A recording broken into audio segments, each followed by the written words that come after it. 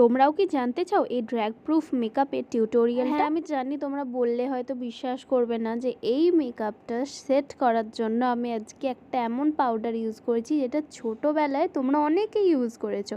হ্যাঁ, ঠান্ডা ঠান্ডা কুল কুল পাউডার দিয়ে আজকে আমি বেস সেট করছি, তাও আবার সেটাকেও করবো ওয়াটারপ্রুফ। তোমরা দেখতে থাকো আজকের ভিডিওটা। আমি একদম র ক্লিপস তোমাদের সাথে শেয়ার করেছি।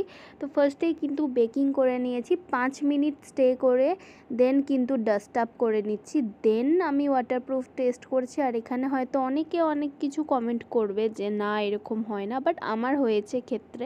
আমি অনেক নতুন নতুন জিনিস ট্রাই করতে পছন্দ করি, তাই জন্য আমি কিন্তু ট্রাই করেছিলাম এই জিনিসটা। টিউটোরিয়াল দেখতে চাইলে অবশ্যই কিন্তু টিউটোরিয়াল বলে আমাকে কমেন্ট করতে হবে।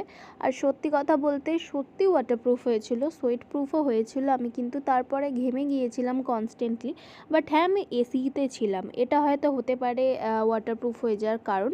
আর এই যে এই দেখো, তোমরা হয়তো বলবে আমি ড্র্যাগ প্রুফ এমনি বলছি, বাট আমি অনেক চেষ্টা করেছি, এরপর বেশি ঘষলে তো এমনি মেকআপ উঠে আসবে।